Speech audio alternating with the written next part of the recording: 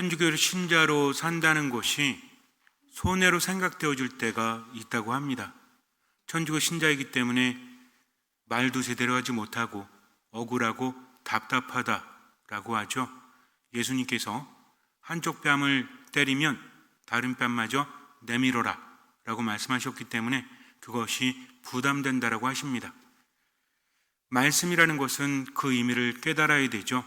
천주교 신자는 당하고 사는 사람들이 아닙니다. 천주교 신자는 양심에 따라서 거침이 없어야 되는 사람이라는 거죠.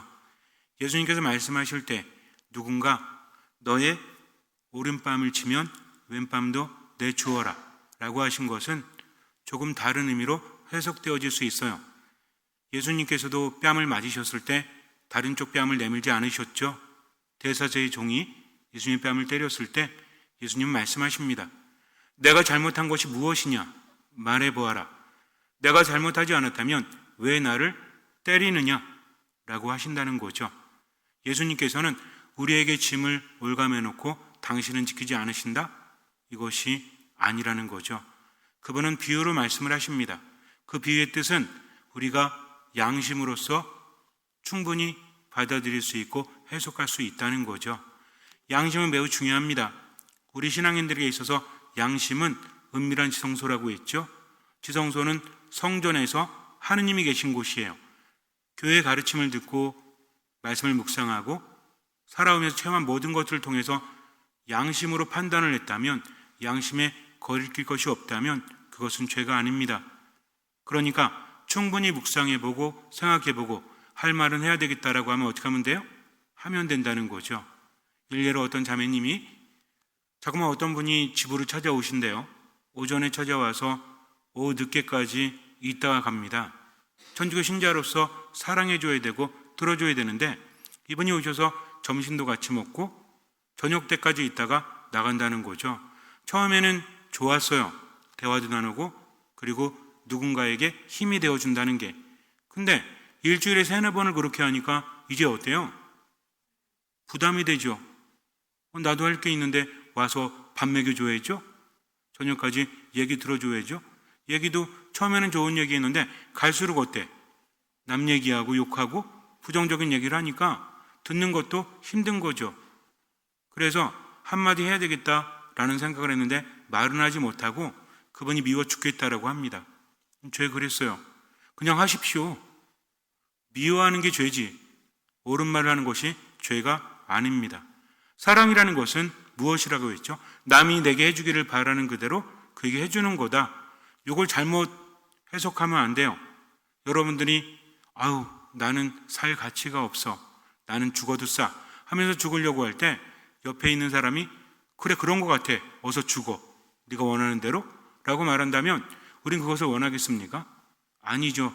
괜찮아, 이제부터 잘 살면 돼 하면서 이해해주고 보듬어주기를 바라지 않습니까? 내가 잘못 갔을 때 누군가 나를 바로잡아 주기를 진정 바란다는 거죠. 이걸 분명히 알아야 됩니다. 즉 내게 이로운 것을 내가 추구하듯이 다른 사람에게도 이로운 것, 만약에 해로운 것이라면 그렇게 두어서는 안 된다는 거죠. 그래서 옳은 말은 해주어야 합니다.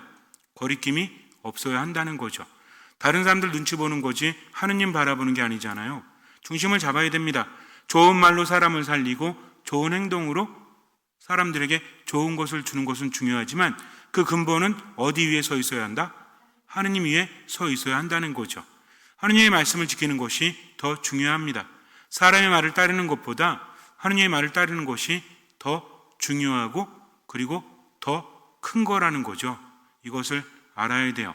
그래서 천주교 신자로서 하느님 때문에 스트레스 받는다고 생각하지 말고 다른 사람 눈치 보느라 스트레스 받는 것은 아닌지 다시 한번 생각해 봐야 합니다. 싫은 소리 하기 싫은 거죠. 그래서 그 사람과의 갈등이 싫은 거지 않습니까? 그럴 때는 어떻게 해야 돼요?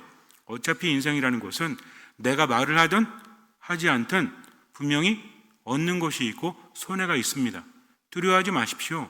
계속 그렇게 묵인하고 그렇게 내버려 두면 나중에는 감당하기 힘든 사태가 벌어질 수도 있죠. 참고 참다가 터지면 어때요? 안 할 말도 하게 되지 않습니까? 그렇다면 뭔가 잘못했을 때 말하는 것이 낫다는 거죠. 예수님께서는 거침이 없으셨어요. 예수님께서는 바리사이들 율사들에게 이렇게 말씀하지 않으셨어요. 그래, 너희들이 잘하고 있어. 근데 요것만큼은 좀 바뀌었으면 좋겠어. 라고 하십니까? 아닙니다. 예수님이 하신 말씀 중에 유명한 것들이 있죠. 행복선언이 있습니다. 반대로 뭐가 있죠? 불행선언이 있어요. 너희는 불행하다. 율법학자들, 바리사이들. 이러면서 저주의 말씀하시지 않습니까? 여러분들 생각에 저주의 말씀은 사랑의 말인 것 같아요? 아니면 사랑이 없는 말인 것 같아요? 고민하셔야 돼요, 이제. 이게 예수님의 말씀이라면 사랑이 있는 겁니다. 예수님은 하느님이시요. 하느님은 사랑 자체이기 때문에 겉으로 들리는 감정적인 것이 아니라 내용을 봐야 한다는 거죠. 율법학자들, 바리사이들은 다른 사람에게 많은 영향을 미칩니다. 이스라엘 백성들은 하느님의 말씀을 매우 중요하게 여기죠. 율법학자들, 바리사이들은 어떤 사람들이었죠? 율법학자는 하느님의 말씀을 가르치는 사람들이에요. 율법은 하느님께로부터 왔습니다. 이스라엘 백성들에게 있어서 중요한 것 두 가지가 있는데 하나는 예언이에요. 예언도 말씀이라고 했죠. 하느님께서 그때그때 필요한 말씀을 전해주시는 거예요. 또 한 가지는 무엇입니까? 율법이죠. 율법을 지킴으로써 하느님 안에 머무는 거예요. 그런데 그들은 율법에 있는 하느님의 말씀들을 교묘하게 숨겨버립니다. 의식을 했던, 의식을 하지 않았던 나름대로 핑계거리가 있겠죠. 근데 왜 그랬을까요? 예수님께서는 그것을 간파하십니다. 그분은 속마음을 보신다는 거죠. 율법의 옳음을 주장하고 있지만 그들은 뭐라고 합니까? 그들은 율법을 강조하죠. 율법을 지켜야만 하느님에 머물 수 있다. 근데 예수님께서는 그들에게 뭐라고 하시죠? 회칠한 무덤이라고 하십니다. 회칠한 무덤이 뭐죠? 겉으로는 화려하고 아름답지만 속에는 뭐가 있어요? 죽음이 있다는 겁니다. 너희는 율법을 내세워서 하느님의 말씀을 전하는 것처럼 행동하고 말하지만 결국 너희들의 삶은 오히려 하느님 안에 있지 않다. 율법을 제대로 지키지 않고 율법을 어기고 있다라고 말씀하시는 것 같아요. 그들은 율법을 지켰습니다. 하지만 중요한 것은 율법의 근본 정신이 뭔지를 알면서도 실천하지 않았다는 거죠. 분명히 율법은 지켰어요. 그러나 오히려 그것을 통해서 그들이 얻는 것이 더 많았다는 거죠. 이것은 참으로 복잡한 거예요. 율법학자나 바리사이들이 율법을 지키지 않았다는 것이 아니라 하느님의 말씀을 최우선으로 두기보다는 오히려 자기들이 얻을 것을 더 많이 얻었다는 거죠. 동물 농장이 있었습니다. 동물들은 늘 박해를 받는다고 생각을 했어요. 쉬지 않고 일하고 때로는 죽임을 당하고 이건 아니다라는 생각을 했습니다. 동물들 중에는 머리가 똑똑한 돼지들이 있었고요. 그리고 힘이 센 말이 있었습니다. 그리고 그냥 묵묵히 모든 것을 바라보는 당나귀도 있었고요. 이리저리 떠드는 암탉들도 있었어요. 어느 날 동물들이 합심을 합니다. 더 이상 안 되겠다. 우리의 권리를 찾자. 사람들을 몰아냈어요. 동물들이 반항을 하니까 사람들이 깜짝 놀라서 동물들이 얼마나 무서운지 아십니까? 당나귀이죠, 당나귀. 당나귀랑 하이에나랑 싸우면 누가 이길 것 같아요? 하이에나가 되게 무서운 동물이죠? 근데 당나귀가요, 한번 물잖아요? 그럼 놓질 않아요. 당나귀 키워보셨습니까? 당나귀가 얘가 보통 고집이 아닙니다. 보통 힘센 애가 아니에요. 당나귀 한 마리하고 개 사냥개 10마리하고 멧돼지 사냥을 하는데 개들이 멧돼지를 어쩌지 못하는데 갑자기 당나귀가 멧돼지를 물었어요. 그리고 들어버립니다. 멧돼지가 들려가지고 바둥바둥 대다가 결국에는 잡히고 말죠. 당나귀 절대 안 놓습니다. 당나귀 우습게 보면 안 돼요. 그래서 동물들이 한번 반란을 일으키니까 사람들은 쫓겨나게 됩니다. 동물들이 서로 역할을 나눴죠. 머리가 좋은 돼지가 앞장서서 이렇게 말해요. 이제 우리는 평등합니다. 우리는 사람들의 압제에서 고생했지만 이제는 편히 살 수 있습니다. 하면서 지켜야 될 것에 대해서 사람들이 아니라 동물들에게 선포를 합니다. 첫 번째는 뭐였냐면 두 발로 걷는 것들은 다 우리의 적이다. 두 번째는 날개가 있거나 네 발로 걷는 것은 우리의 동료다. 세 번째는 절대로 침대 위에서 잠을 자면 안 된다.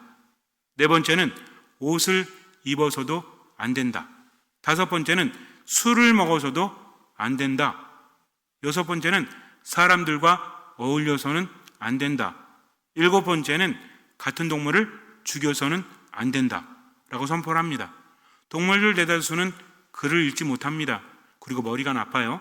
하지만 그것을 들으니 참 완벽하죠. 이제는 우리가 서로 평등하고 고생하지 않아도 된다라는 생각을 했습니다.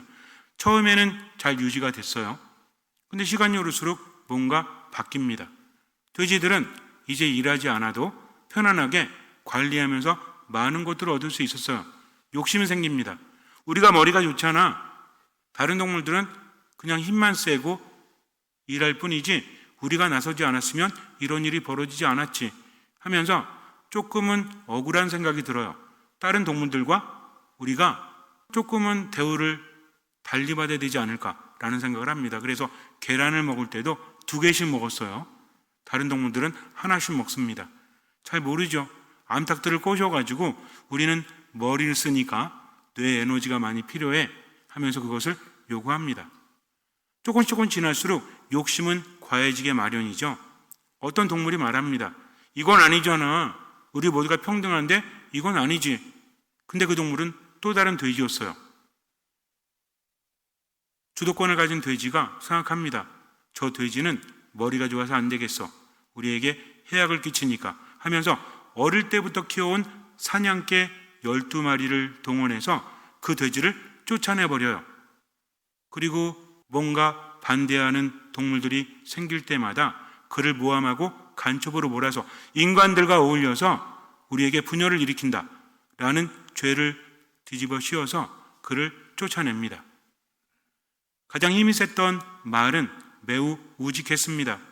돼지를 따르면서 내가 돼지를 따르면 좋은 삶을 살 수 있어. 우리 동물들에게 있어서 저 돼지는 희망이요 그리고 가장 좋은 친구야 라고 생각을 했습니다. 젊은 말이었지만 시간이 흐를수록 나이가 들죠. 이제 힘이 떨어집니다. 어느 날 돼지가 와서 말해요. 그동안 애썼다. 네가 젊을 때부터 지금까지 나를 위해서 충실하게 일을 해주었으니 내가 너를 돌봐줄게. 너 몸이 아프지? 이제 가서 치료하고 와. 내가 다 마련해 두었으니 가서 치료받으면 돼 하면서 어디로 보냅니다. 근데 그 말이 가는 장소는 병원이 아니었어요. 도살장이었습니다. 그것을 안 몇몇 동물들이 이건 아니잖아 라고 하면서 반란을 일으킵니다. 근데 또 그들을 간첩으로 몰아서 모두 내쫓습니다. 조금씩 상황이 바뀌었는데요. 기가 막힌 것은 그들이 옷을 입기 시작을 했다는 거죠. 돼지들이 옷을 입었어요. 돼지들이 술을 먹습니다. 사람들이랑 어울려서. 그리고 침대 위에서 잠을 잡니다. 그리고 이런 부분을 추가해서 규정에 넣었습니다. 모든 동물은 평등하지만 그 중에서 특별히 더 평등한 동물들이 있다. 평등은 뭐죠? 평등은 모두가 같은 거죠. 근데 어떤 동물들은 더 평등하다. 이게 뭔 말입니까? 말장난이죠. 동물들은 머리가 나쁘고 글을 읽지 못합니다. 그래서 고개만 끄덕이고 있었죠. 바뀐 것은 아무것도 없었어요. 착취하는 사람이나 착취하는 돼지나 똑같지 않습니까? 처음에는 그런 마음이 아니었지만 결국은 무엇 때문에? 자기들이 더 누리기 위해서 그렇게 했다는 거죠. 하느님의 말씀은 무엇입니까? 왜 안식일법이 있고 율법이 있죠? 그것을 지키는 것은 하느님께서 인간을 위해서 배려해 놓으신 거죠. 이래서는 안 된다라는 것은 노예들로 하여금 쉴 시간을 마련해 준 겁니다. 이미 추수가 끝났을 때는 또 들어가서 걷어들이면 안 된다라고 하는 것은 추수가 한번 끝나면 남은 것이 있죠. 주인이 가서 걷어들이면 고아들이나 과부들이나 가난한 외국인들은 먹을 게 없죠. 그러니 한번 추수가 끝나면 또 해서는 안 된다라는 규정이 생긴 것이죠. 근데 그들은 어땠습니까? 자신들은 율법을 많이 알고 사람들을 지배하기 위해서, 자신의 자리를 높게 하기 위해서 율법을 가지고 사람들을 올가매었다는 거죠. 이것은 하나님의 뜻입니까? 아닙니까? 하나님의 뜻이 아니라는 거죠. 어쩌면 요즘을 살아가는 시대도 마찬가지인 것 같아요. 법이라는 것은 인간을 위해서 존재하죠. 근데 뭐라고 합니까? 유전무죄요? 무전유죄라고 하죠. 어떤 사람은 죄를 지어도 돈이 많기 때문에 변호사를 잘 사면 법을 피해갈 수 있죠. 어떤 사람은 죄가 없어도 변호사를 하지 못하면 법을 피해가지 못합니다. 걷어들일 때는 악착같이 걷어들이죠. 근데 받아야 되는 것은 알아서 찾아가서 받아야 됩니다. 이건 뭐죠, 이게? 사람들을 위해서 행정이 발달했잖아요. 근데 행정의 대부분은 뭡니까? 배려해주기 위한 겁니까? 걷어가기 위한 겁니까? 말하지 않을게요. 여러분들이 알아서 생각하세요. 전 이런 점들이 너무 답답해요. 결국은 우리가 그런 사람들을 욕하고 싫어하는 것은 결국 뭐예요? 정치인들 별로 안 좋아하죠? 정치 얘기하는 거 아닙니다. 정치인들 별로 안 좋아하죠? 왜 별로 안 좋아하죠? 결국 그들은 누굴 위해서? 자신을 위해서. 국민들을 위해서는 뭐 법 개정할 때도 서로 싸우죠. 근데 뭐는 만장일치래? 지들 봉급 올리는 거, 지들 수당 올리는 거는 만장일치라고 하지 않습니까? 거기에는 야당, 여당이 없다는 거죠. 한숨 나오지 않습니까? 그런데 우리는 어때요? 하느님의 이름으로 모인 교회 공동체는 어떻습니까? 하느님을 믿으면서 살아간 우리는 어떻습니까? 바리사이나 율사들과 다른 게 있나요? 그들은 처음에는 율법을 지키고 하나님의 뜻을 따랐지만 점점 자신들이 어떤 이익을 보는지 알게 됩니다. 그리고 하나님의 말씀을 도구로 사용했다는 거죠. 본인들이 인정하든 인정하지 않든, 의식하든 의식하지 않든 결국 결과가 그랬어요. 그래서 어떤 결과가 나옵니까? 이게 굉장히 중요한 겁니다. 본인들은 몰라요. 그런데요, 아무리 의식하지 못해도 결과로 드러나는 게 있습니다. 마음에 사랑이 없고 욕심이 가득하고 소유만 가득하면 어떤 게 발달하는지 아세요? 분노예요, 분노. 다른 사람에 대한 적개감, 적대심, 이런 겁니다. 바리사이나 율사들은 예수님의 말씀을 들었을 때 어떤 생각을 하죠? 예수님 말씀하십니다. 불행하여라 너희 율법 교사들아, 너희가 지식의 열쇠를 치워버리고서 너희 자신들도 들어가지 않고 또 들어가는 이들도 막아버렸기 때문이다 라고 말씀하십니다. 그들은 하느님의 말씀을 해석해서 가르쳐줘야 되는 사람들이죠. 그런데 하느님의 말씀을 오히려 가리고 있지 않습니까? 뭘 먼저 추구했어요? 자신들의 이익, 자신들의 자리를 먼저 추구했다는 거죠. 이것을 예수님은 아십니다. 그럴듯하게 말해도 예수님은 속마음을 보시기 때문에, 그렇다면 이 말씀을 들었을 때 아니 왜 말을 그렇게 해? 좋게 말할 수도 있는데 왜 저렇게 하지? 라고 반응할 수도 있죠. 어쨌든 그들은 어땠습니까? 한 마음이 되죠. 일치합니다. 어떤 일이 벌어져요? 예수님께서 그 집을 나오시자 율법학자들과 바리사이들은 독한 앙심을 품고, 무엇을 품고? 독한 앙심이라고 합니다. 예수님은 하느님이시죠. 그들이 그렇게 중요하게 여겼던 하느님의 말씀, 예언, 율법은 하느님께로부터 받았기 때문에 중요한 거지 않습니까? 그 자체가 중요한 것이 아니라 하느님이 더 중요하다는 거죠. 예수님은 누구셨습니까? 하느님이셨죠. 근데 인정하고 싶지 않은 거죠. 왜? 자기들의 뜻과 반대되니까. 그럼 어떻게 해야 돼요? 우리 생각이 다른가? 라고 해야 되는데 그렇지 않습니다. 어떤 마음을 품었어요? 독한 앙심을 품고 많은 질문으로 그분을 몰아대기 시작하였다. 예수님의 입에서 나온 말씀으로 그분을 올가매려고 노렸던 것이다. 혹시라도 예수님이 실수하면 어떻게 하려고? 그것을 트집잡아서 예수님을 죽이거나 끌어내리기 위한 거죠. 그런 사건이 있었죠. 무엇이었습니까? 간음하다 잡혀온 여인을 예수님 앞에 데려다 놓죠. 그리고 뭐라고 합니까? 이 여인을 돌로 치는 것이 옳습니까? 살려주는 것이 옳습니까? 라고 묻습니다. 몰라서 물었을까요? 예수님이 만약에 돌로 치는 것이 옳다라고 하면 그것 보세요. 당신도 율법을 얘기하잖아. 근데 왜 율법을 반대합니까? 라고 몰아세우면 되죠. 또 예수님께서 살려줘라. 그럼 어떻게 됩니까? 지금 가늠한 여인 앞에서 사람들의 정서는 좋지 않습니다. 한 동네라는 거죠. 그러니 특히 어떤 사람들, 여자들이 감정이 안 좋겠죠. 그 감정을 이용할 수 있잖아요. 만약에 예수님께서 저 여인을 살려줘라 그러면 어떻게 하면 돼요? 내 그럴 줄 알았어. 근데 사람들이 지금 뭘 들고 있죠? 이미 돌을 들고 있습니다. 여인을 돌로 치려고 했던 거예요. 근데 이 분노가 누굴 향하게 만들 수 있는 거죠? 우리 그렇잖아요. 내가 누군가와 싸우고 있는데 그 사람 편들면 이뻐요, 안 이뻐요? 안 이쁘지. 화나잖아요. 말릴 때도 어떤 사람이 말리는데 말린 사람 때렸대요. 물어봤대요. 아니 왜 말리는 사람을 때립니까? 그랬더니 아니 저 자식이 내가 때릴 때만 말렸다고. 내가 맞을 때는 안 말리고 내가 때릴 때만 말려. 그래서 너무 화가 나가지고 그 사람 때렸다고 합니다. 기가 막히지 않아요? 그러니까 지금 사람들의 분노를 누구에게 향하게 하려고? 예수님께. 이거는 뭡니까? 답이 없는 거죠. 진퇴양난입니다. 그렇게 올가매웠다고 생각했죠? 근데 예수님은 어떠십니까? 기가 막힌 말씀을 하시죠? 땅바닥에 뭔가 쓰시고 나서 일어나서 뭐라고 하십니까? 죄 없는 사람부터 돌로 쳐라. 예로니모 성인에 의하면 예수님께서 뭘 쓰셨다? 거기 있는 사람들 알아볼 수 있는 죄를 쓰셨대요. 뭔가 쓰셨는데 보는 사람들의 눈에 다 다르게 보인 거야. 내가 지은 죄 내가 알잖아요. 남에게 말할 수 없는 죄? 그걸 쓰니까 어떻습니까? 돌로 치려고 했는데 그걸 딱 보니까 어때? 무섭죠?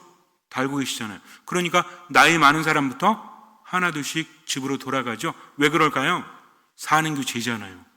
나이가 많을수록 죄가 더 많잖아요. 그렇게 돌아갑니다. 결국 인간은 하느님을 어쩌지 못하는 거죠.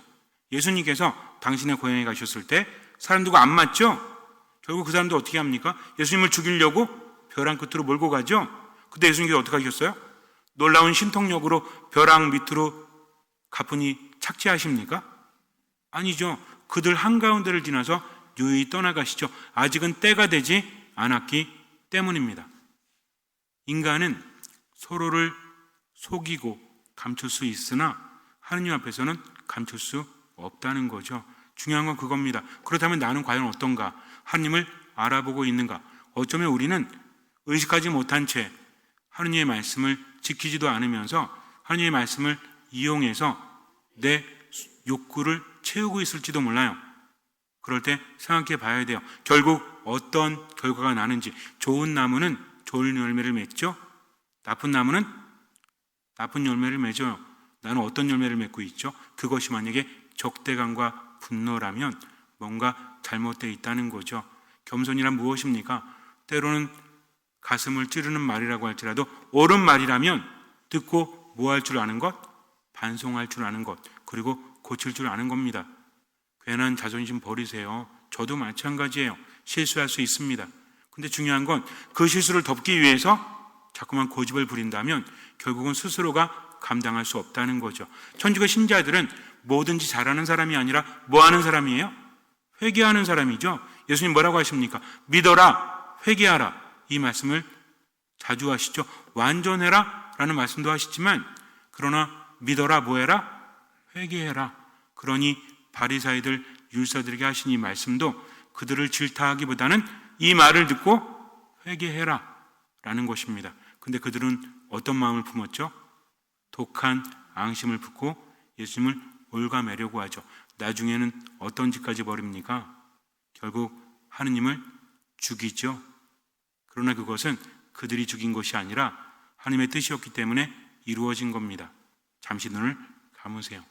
중요한 건 하느님의 뜻은 반드시 이루어진다는 거죠. 내가 그것을 따르느냐 따르지 않느냐 하는 것입니다. 우리는 하느님을 따르고 싶죠. 그런 살다 보니까 내 자리가 커지고 내 욕심이 커져서 하느님의 뜻을 외면한 채 잘못 살아가고 있는지도 몰라요. 그러면서도 옳은 말을 들었을 때 독한 앙심을 품고 있다면 바리사이와 다를 바가 없습니다. 겸손해야 됩니다. 겸손은 듣는 마음이죠. 듣는 마음으로 지금을 살아가십시오. 천주교 신자로서 당당하게 거침없이 살아가십시오.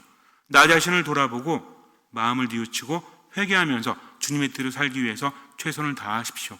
나머지는 맡기십시오.